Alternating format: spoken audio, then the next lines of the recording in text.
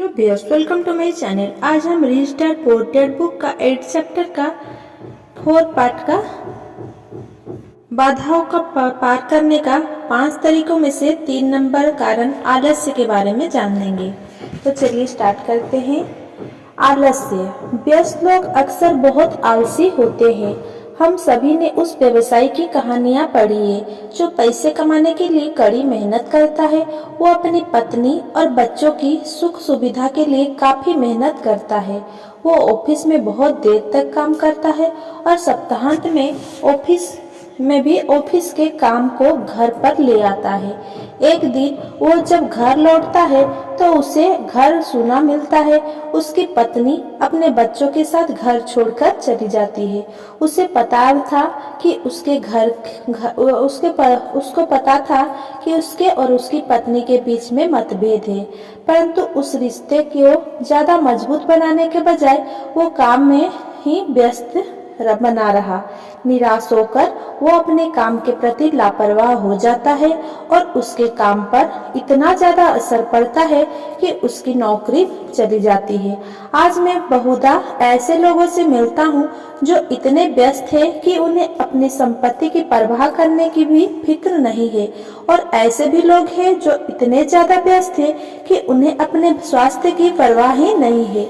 दोनों का कारण एक ही है, वे व्यस्त है और वे व्यस्त बने रहना चाहते हैं क्योंकि वे किसी चीज का सामना नहीं करना चाहते।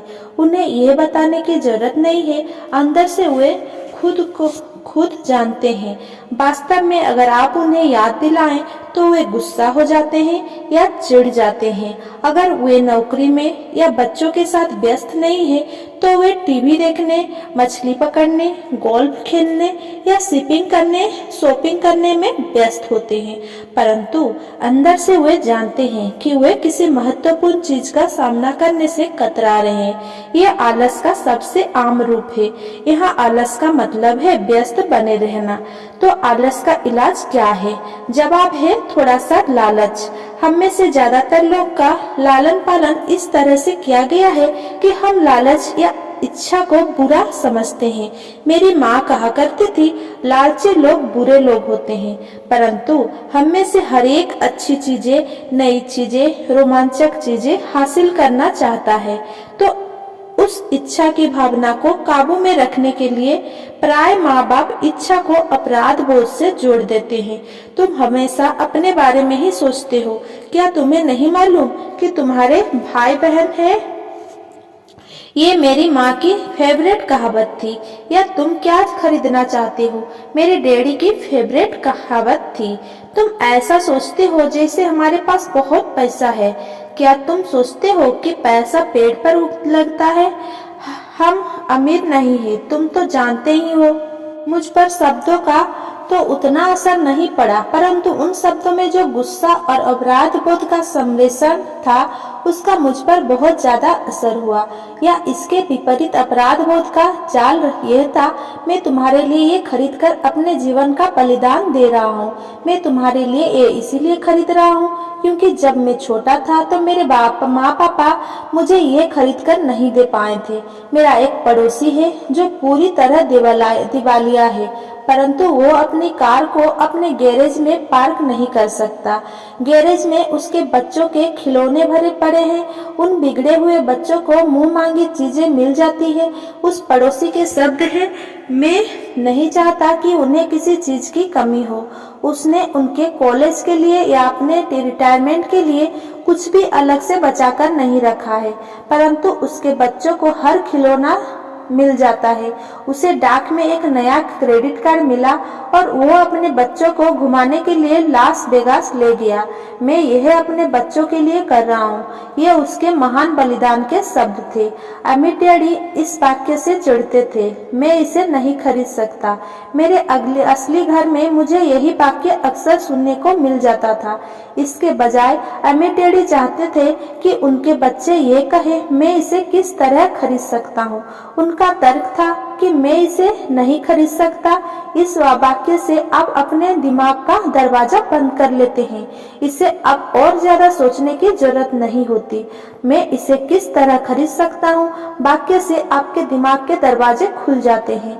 इससे यह सोचने पर मजबूर होता है और जवाब ढूंढता है। परंतु सबसे महत्वपूर्ण बात तो यह है कि मैं इसे नहीं खरीद सकता। यह वाक्य झूठा होता है और इंसान की आत्मा यह बात जानती है। इंसान की आत्मा बहुत ताकतवर होती है। उनका कहना था, ये जानती है कि यह कुछ भी कर सकती है। जब एक आलसी दिमाग कहता है कि मैं इसे नहीं खरीद सकता, तो आपके भीतर एक युद्ध छिड़ जाता है। आपकी आत्मा गुस्सा हो जाती है और आपके आलसी दिमाग को अपने झूठ पर अड़े रहना पड़ता है। आत्मा चीखती है, चलो भी, हम जिम चलकर कसरत करते हैं। और आलसी दिमाग कहता है, परंतु मैं थका हुआ हूँ, आज मैंने सचमुच बहुत काम किया है। या इंसान की आत्मा कहती है, मैं गरीबी से थक गई हूँ, चलो इस दलदल से निकलते हैं और अमीर बनते हैं। इस पर आलसी दिमाग कहता है, अमीर लोग लालची होते हैं, इसके अलावा इसमें झंझट और तकलीफ बहुत है, यह सुरक्षित नहीं है, मेरा पैसा डूब सकता है। वैसे भी मैं बहुत मेहनत कर रहा हूँ, मेरे पास पहले से ही बहुत काम है। देखो, आज रात बाधाओं को पार करने का ही मुझे कितना काम करना पड़ेगा। मेरा बॉस कह रहा था कि यह काम सुबह तक पूरा हो जाना चाहिए। मैं इसे नहीं खरीद सकता। ये वाक्य दुख से भरा है। इससे लाचारी की भावना आती है, जिससे निराशा और इसके बाद अवसाद पैदा हो जाता है। इसके लिए एक और शब्द है, उदासीनता। मैं इसे किस तरह खरीद सकता हूँ? वाक्य से संभावनाओं, रोमांच और सपनों की दुनिया खुल जाती है। इसीलिए मेरे अमीर डैडी इस बात से ज्यादा चिंतित नहीं होते थे कि आप क्या खरीदना चाहते हैं, परंतु वे ये जानते थे कि मैं इसे किस तरह खरीद सकता हूँ। वाक्य से एक ज्यादा मजबूत दिमाग और एक ज्यादा प्रगतिशील आत्मा का निर्माण होता है। इसीलिए उन्होंने माइक या मुझे शायद ही कभी कुछ दिया हो। इसके बजाय वे हमसे कहते थे, तुम इसे किस तरह खरीद सकते हो। और यह हमारे कॉलेज के बारे में भी सही था, जिसे हमने अपने खर्चे से पूरा किया है। वे हमें लक्ष्य को हासिल करना नहीं सिखा रहे थे, वे तो हमें लक्ष्य को हासिल करने की प्रक्रिया का ज्ञान दे रहे थे। मेरी समझ से आज समस्या ये है कि करोड़ों लोग अपने लालच को लेकर अपराध बोझ से ग्रस्त थे। ये उनके बचपन से बुढ़ापे तक चलता है। वे जिंदगी में मिलने वाली अच्छी अच्छी चीजें चाहते हैं। ज्यादातर लोगों के अवचेतन में यह विचार मौजूद रहता है, आपको यह नहीं मिल सकती या आप इसे कभी नहीं खरीद पाएंगे। जब मैंने चूहा दौड़ से बाहर निकलने का फैसला किया, तो मेरे दिमाग में एक सवाल आया, मैं किस तरह इस चूहा दौड़ से बाहर निकल सकता हूँ ताकि मुझे दोबारा काम ना करना पड़े।